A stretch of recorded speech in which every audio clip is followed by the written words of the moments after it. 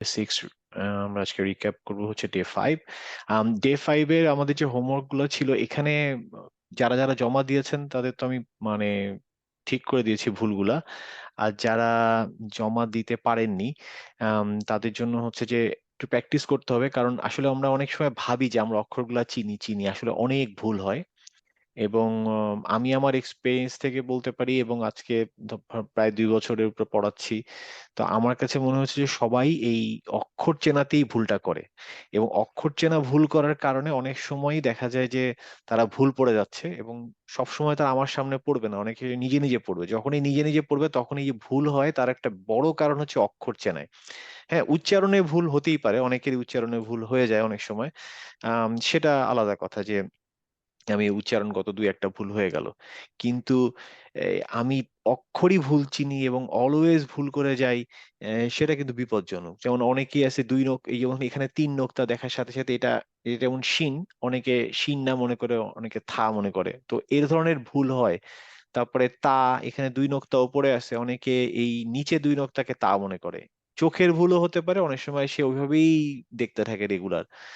তো এরকম বেশ কিছু ভুল হয়। তো এই জন্য এই প্র্যাকটিসটা, এই যে প্রত্যেকটা অক্ষর খুঁজে খুঁজে বের করাটা, এটা খুব ইম্পর্টেন্ট। আমরা যদি রেগুলার করি এটা, তাহলে কিন্তু আসলে আমাদের মানে একটা ভালো প্র্যাকটিস হবে এবং এই ভুলের পরিমাণটা কমে আসবে।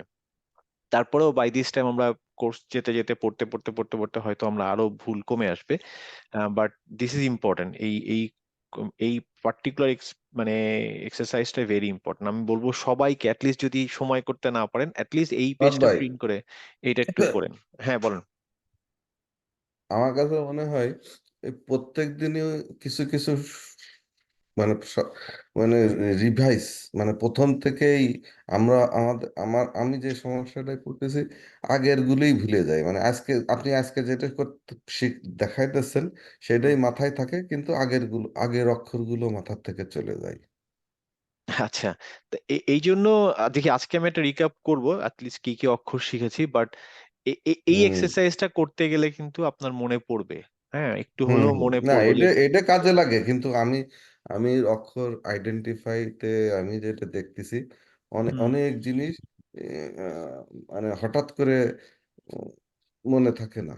হ্যাঁ হ্যাঁ, এটা এটা হবে। এটার কারণ হচ্ছে যে আমরা আসলে এইটার ভিতরে তো থাকি না। ধরেন আপনি যদি প্রতিদিন একবার করে যদি কোরআন খুলতেন তাহলে হয়তো আপনার আমি মনে থাকতো। সেটাই বলতেছি, তো হ্যাঁ, এটা এটা আমার এটা হয়ে এই যাবে যে ইনশাল্লাহ। এটা নিয়ে হ্যাঁ টেনশনের এটা কিছু না। আমরা তো সবে শুরু করছি। এটা যখন আল্লাহ হুম, দিলে এক সময় ধরেন 6 মাস পরে আপনারা সবাই পড়তে পারবেন। দেখেন, আমি কাকে যেন বলছিলাম যে এই যে কোর্সটা আমরা চালু করার উদ্দেশ্যটা কিন্তু আমি প্রথম ক্লাসে একটু বলেছিলাম, তো আমি আবারও বলি যে এই কোর্সে আমি ধরেন একটা কোর্স ফি নিচ্ছি, বা আমি একটা টাকা আসছে, যে জাকাত ফান্ডে হোক, সাদাকা ফান্ডে হোক, একটা হচ্ছে, বাট আমার উদ্দেশ্যটা কিন্তু ক্লাস নেওয়া বা এই টাকা ইনকাম করা এটা ছিল না, শুরু এখনো নাই আলহামদুলিল্লাহ। আমার মেইন উদ্দেশ্যটা ছিল হচ্ছে যে আমি যদি প্রতি বছর 20 জন মানুষকে কোরআন শিখাতে পারি, এবং আমার উদ্দেশ্য হচ্ছে এই 20 জন যেন প্রত্যেকেই কোরআন পড়ে, এবং নট দ্যাট যে কোনো একটা ঘটনা ঘটলো বিপদে পড়লাম তখন, তা না। It should be a practice everyday পড়ে। এইটাই হচ্ছে আমার মেইন মোটিভেশন। মানে আমার মোটিভেশনের উদ্দেশ্য হচ্ছে যে এই এক্স্যাক্ট। মানে প্রত্যেক দিন পড়তে হবে, অ্যাটলিস্ট আজকে না পড়ি, দুদিন পরেই যেন পড়ি। আমি যেন সকালবেলা উঠে মানে নামাজটা শেষ করলাম, সালাম ফিরালাম, হাতে যদি থাকলো, খুললাম, অথবা মোবাইলটা খুললাম, খুলে দুইটা তিনটা আয়াত পড়লাম। This should be the practice as a Muslim. এবং এটা আমরা করতে পারি না কারণ হচ্ছে আমরা কোরআন পড়তে পারি না। যে এই কোর্সের মেন উদ্দেশ্য হচ্ছে প্রত্যেককে কোরআন পড়তে হবে, এবং এভরি ডে কেউ যেন না বলে যে না আমি একদমই পড়ি না, আমি কোরআনের থেকে সম্পূর্ণ ডিটাচ। তাহলে আমি মানে মুসলমান হিসেবে টিকতে পারবো না, আমি আমার পক্ষে টিকে থাকা সম্ভব হবে না এই যে এত ফিতনার ভিতরে, এত বিপদ আপদের ভিতরে। সো আমার মেইন উদ্দেশ্য হচ্ছে আমি কানেকশন থাকবো কোরআনের সাথে। তো কোরআনের সাথে কানেকশন না থাকলে তখন এই ভুলগুলা ভুলে যাওয়াটা আর হবে না ইনশাল্লাহ। হ্যাঁ, তো আমরা তো ওইটাই চেষ্টা করতেছি। আচ্ছা, ফর দ্য টাইম বিং দেখবেন যেটা তখন আমার খুব মনে হবে না। দাদা এই যে 4 নাম্বার লাইনে, চার কত? নাম্বার লাইনে জি। ইয়ার পরে এটা তা হবে না, আপনি তা দেন নাই তো এটা। কোনটা? ইয়ার পরে এই 4 নাম্বার লাইনে এই আলিফ ইয়া এবং এই যে তা, এটা হ্যাঁ ও ইয়ার এটা হ্যাঁ তা পরে হ্যাঁ, তা। হবে। এটাও তা হবে। হ্যাঁ হ্যাঁ, এটা তা হবে, তা হবে। আচ্ছা, এই মানে এগুলা করতে আমার লিখতে লিখতে দেখি 1 ঘন্টা লেগে গেল। আমি বলছি যে হাতে লিখলে মনে হয় ভালো ফাস্ট লিখতে পারতাম, যখন এই যে কম্পিউটার টাইপ করে করে লিখছি তো দেখি যে ভালোই সময় লাগে। ইয়ার পরে 4 নম্বর লাইন। আচ্ছা, ওই 4 নম্বর লাইনে ফরদ ভাই হ্যাঁ, আর একটা তা আছে না, এই যে ত ত তর পরে তা, আলিফ, আলিফ, হ্যাঁ আপনি তো দিয়েছেন তা। না আচ্ছা, না আর এই যে 1 নম্বর লাইনের শেষে এই যে এটা তা না ভাই, আলিফের আগে দ, না, এটা তা না, কোনটা, কত এটা নম্বর কাফ লাইনে? এটা ফা। ফার্স্ট একদম লাইনে। একদম শেষে আলিফের হ্যাঁ আগে এটা এইটা, তা আচ্ছা না। হ্যাঁ, এটা হচ্ছে কফ। হ্যাঁ, এটা আমরা এখনো শিখি নাই, এটা কফ। ও, এই যে এগুলোই হচ্ছে ওকে, কনফিউশন। হ্যাঁ, দেখেন এই তাতে কিন্তু দুই দুই নোক্তা থাকলেই শুধু তা হয় না, এরকম একটা গোল্লা জিনিস থাকলে এটা কফ হয়ে যাবে। তায়ের কফ, তাই? তায়ের মাথার উপরে দেখেন এরকম কোন, এই দেখেন এরকম মানে তা একটু আগে দেখলাম কোথায় যেন এরকম হবে তা, এই দেখেন এখানে কোনো গোল্লা নাই। হুম, তো হুম, এরকম হতে হবে, মানে জাস্ট এসে ফট করে উপরে উঠে নেমে যাবে, এই উপরে তা হবে। কিন্তু এখানে কিন্তু সেরকম না, এখানে একটু গোল্লা মতো ভাব আছে। এই গোল্লা জিনিসটা হুম। থাকা মানে এটা অন্য কিছু, এটা হচ্ছে কফ। ভাইয়া আসসালামু আলাইকুম। ওয়ালাইকুম আসসালাম, জি। এখানে যে উপরের লাইনটাতে এই যে ওয়াটা মিস হয়েছে ভাইয়া, অহুয়া, ইয়া জাস্ট উপরে আপনি জাস্ট স্টার্ট করেন, ইয়া হ্যাঁ হ্যাঁ দিস ইয়া দেন ওয়া। আচ্ছা, আরেকটা মিস হয়ে গেছে, হ্যাঁ। আসসালামু আলাইকুম মিথুন। ওয়ালাইকুম আসসালাম, জি। আমেরিকান, বলো। তো 4 লাইন, একদম 4 লাইনের 1 2 3 4, হ্যাঁ, হ্যাঁ 4th লাইনে একদম লাস্টে, হ্যাঁ আলা নিসা ই, হ্যাঁ এখানে আচ্ছা, আলার একটু সাথে দাঁড়ান, যে, একটু দাঁড়ান, এই ওয়াটা দিয়ে নি আমি, দিতে গিয়ে ওকে কোথায় যেন ওয়া কপি পেস্ট হলো, আল্লাহ জানে। হ্যাঁ বলো, কত আমিও নম্বর লাইন? ক্যালকুলেটরতে অনেক আমার সময় গেছে। হ্যাঁ, কত আমি এই নম্বর যে লাইনে? 4th লাইনের 1 2 3 4, হ্যাঁ 4। 4 শেষের আলার সাথে যে একটা লামের সাথে যে ইয়া, ওটা কি ইয়া না নাকি? হ্যাঁ, আচ্ছা, এই জিনিসটা কিন্তু আমি একদম প্রথম ক্লাসে বলেছিলাম যে এই আলার পরে এই যে ইয়া, তার উপরে ছোট্ট আলিফ। আমি কি বলেছিলাম যে হ্যাঁ ইয়ার আলিফ হবে, উপরে যদি আলিফ হয় তাহলে সেটা এই আলিফ আলিফ হয়ে হবে, যাবে, ইয়া আর থাকবে না। ইয়া ও থাকবে। আচ্ছা, এই কনসেপ্ট কিন্তু এইটা অনেক তো জায়গায় আছে। এই কনসেপ্ট এই যে এখানেও আছে, দেখো আন্না, এটাও কিন্তু নুন, নুনের সাথে ইয়া, এটা ইয়ার উপরে আলিফ থাকলে ইয়া আর থাকবে না। কত নম্বর লাইনে আন্না? সেকেন্ড লাইনে, সেকেন্ড লাইনে প্রথম দিকে। সেকেন্ড লাইনে, ও আচ্ছা হুম, আচ্ছা এটা আচ্ছা এটা শুধু ইয়া না, এটা যদি ওয়াও এর উপরেও যদি আলিফ থাকে তাহলে সেটা ওয়াও আর থাকবে না, আলিফ হয়ে যাবে। এটা শুধুমাত্র আলিফটা এই ওয়া এন্ড ইয়ার উপরে এরকম চেহারা হয়। আচ্ছা আচ্ছা আচ্ছা, না কিন্তু এটা দেখো, শিখলাম। ঠিক দেখো আরেকটু এই সাইডে, এখানে দেখো এই ইয়া কিন্তু ইয়া, কিন্তু কারণটা কি, এর উপরে আলিফ নাই। তার মানে এই কোথায়? এই যে পরেরটা, এই যে কুন, ইয়া কুনু লি, ও রাইট রাইট রাইট, একই আচ্ছা রকম আচ্ছা আচ্ছা, চেহারা, একই রকম চেহারা, কিন্তু হ্যাঁ এটার উপরে আলিফ নাই।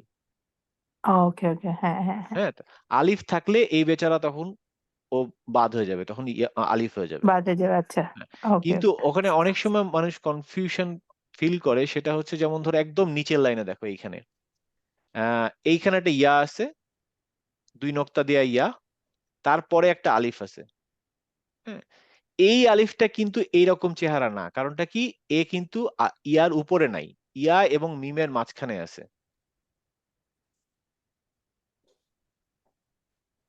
কোন ওয়ার্ডের কথা বলতেছি আমি একদম একটু নিচে এই যে লক্ষ্য। তায়ের পরে ইয়া, তারপরে আলিফ। এই যে আমার মাউসটা দেখো ঘুরতেছে এখানে, হ্যাঁ হ্যাঁ হ্যাঁ হ্যাঁ হ্যাঁ এখানে ইয়ার পরে কিন্তু আলিফ, তারপরে মিম। হ্যাঁ, এখন এই ইয়ার উপরে কিন্তু আলিফ নাই, এটা কিন্তু ইয়া এবং মিমের মাঝখানে আছে। ও ওকে, তো এই তাহলে ক্ষেত্রে এটা ইয়া ইয়াও হিসেবে। থাকবে, ইয়াও থাকবে, আলিফও থাকবে, দুজনে আলাদা আলাদা কাজ ওকে ওকে, করবে। আচ্ছা হ্যাঁ, আচ্ছা আচ্ছা। যদি একজন একজনের মাথার উপরে এসে বসে, যেমন এই যে একদম লেসে তুমি এরকম বললা আলা, আলাতে এইখানে এই ইয়ার উপরে আলিফ আছে, তো এই ইয়া আর থাকবে না। ওকে ওকে, এবং আচ্ছা সাধারণত এই জিনিসটা হয় হচ্ছে শব্দের শেষে। আচ্ছা আচ্ছা, শব্দ যেমন আলা একটা শব্দ, এটা শেষে যে ইয়া থাকে, তার মাথার উপরে যদি কোনো কারণে আলিফ থাকে, সেই ক্ষেত্রে ইয়া থাকে না। কিন্তু ইয়া যদি কখনো শব্দের মাঝখানে থাকে এবং তার সামনে পিছে যদি কখনো আলিফ থাকে, সে কিন্তু আসলে এরকম ভাবে আলাদা চেঞ্জ হয় আলাদাই না, থাকবে। আলাদা আলাদাই থাকবে। আচ্ছা, ওকে ওকে, থ্যাংক ইউ। এই এই ভাই, কনফিউশন অনেকেরই ছিল, হ্যাঁ। আর একটা জিনিস, বলেন। এই মনে করেন এই যে প্রথমে এই যে এই দাগটা, এ- এই মানে কোন লাইন আপনি বলেন? প্রথমে প্রথমে ইয়ার পরে 1 নম্বরে ইয়ার পরে এই যে একটা বেঁকানো আছে না, এটা খ হবে না? এই যে এটা আমার আমার আমি- মাউসটা দেখতে পাচ্ছেন? মাউস থেকে কোন দিকে হ্যাঁ যেতে হ্যাঁ, হবে?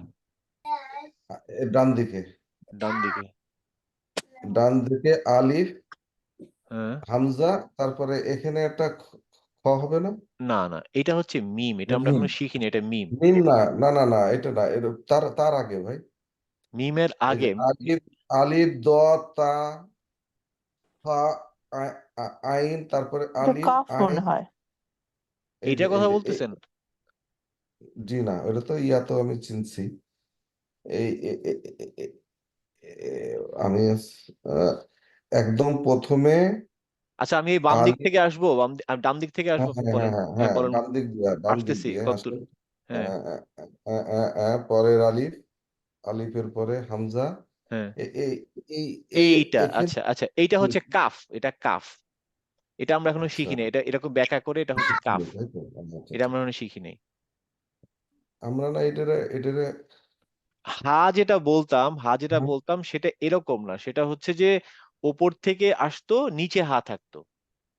যেমন আচ্ছা, এই হাটাই থাকতো কিন্তু ওপর থেকে জয়েন হতো, দেখেন এখানে একটা হা আছে না? হুম হ্যাঁ। হুম হুম হুম এই হুম, হায়ের মাথার উপরে কিছু একটা থাকতো, ধরেন ওটা তা বা ইয়া কিছু একটা থাকতো, সেখান থেকে আচ্ছা এটা আচ্ছা, জয়েন হতো।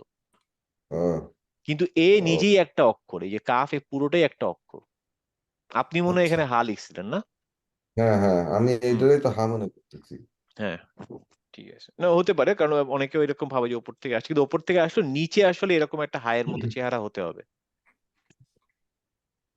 হুম, আর কারোর কোনো, আর কয়েকজনকে আমি আহ, কিছু প্রবলেম পাচ্ছি, আবারও সেই আলিফের সমস্যা, আলিফের সমস্যাটা থাকবে হয়তো, কিন্তু আস্তে আস্তে চলে যাবে। ভাই আমার হচ্ছে আলিফের সমস্যাটা একটু। হ্যাঁ, আলিফের সমস্যা যে আজকে আবারও একটু বলে দিলাম যে ইয়ার উপরে আলিফ থাকলে এটা আলিফ, এটা নিয়ে আর আলিফ। টেনশন করা যাবে হুম। না।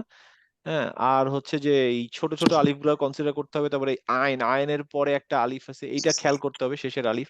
এগুলা কেন কাজে লাগবে পরে আমরা যখন পড়া শিখবো কিছুদিন পরেই, তখন এই আলিফ গুলো খুব ইম্পর্টেন্ট। আলিফ, আলিফ দিয়ে মাদ হয়, এবং এই মাদ যদি আমরা ইউজ না করি তাহলে অর্থগত পরিবর্তন হয়ে যায়, এবং পুরা আমরা যে মাখারিজ শিখতেছি এই যে তাজউইদের, এই আলিফটা হচ্ছে সবচেয়ে ইম্পর্টেন্ট জিনিস। মানে আমরা যদি কোনো কারণে আলিফের উচ্চারণে মাদের টানটা না দেই, তাহলে গ্রামাটিক্যালি ভুল। এই যে আমি যদি এখানে বলি নিসা আর নিসা, টু ডিফারেন্ট ওয়ার্ড, তো এই আলিফটাকে আমাকে জানতে হবে এবং একে আমাকে উচ্চারণ করতে হবে, যে আলিফ আ, নিসা, আলা। আমি যদি বলি আলা, তখন এটা একটা শব্দ, যখন বলবো আলা আরেকটা শব্দ, দুই ডিফারেন্ট মিনিং। সো এই জন্য আলিফ চেনাটা খুব ইম্পর্টেন্ট। হ্যাঁ, তো আলিফটাকে আমরা মানে, আমি এই জন্য আলিফটাকে বারবার বলছি যে অন্যগুলা ভুল করলে আলিফ ভুল করা যাবে না, খুব ইম্পর্টেন্ট। আচ্ছা, আর তেমন কোনো সমস্যা মনে হয় নাই। এখন আজকের ক্লাসের পরে একটা সমস্যা হতে পারে, আজকে আমরা 3 নোক্তার একটা অক্ষর শিখবো, থা। আর এখানে শিনেও আছে থা, অনেকে এই দুটার মধ্যে কনফিউজ হয়ে যায়। ওখানে খেয়াল রাখতে হবে যে এখানে ঢেউ বেশি আছে, দুইটা ঢেউ, তার মানে এটা শিন আর এটা হচ্ছে থা। সো কনফিউজ হওয়া যাবে না। যাই হোক, ভুল করলেই মানুষ শেখে আসলে। যাই হোক, এই পর্যন্তই।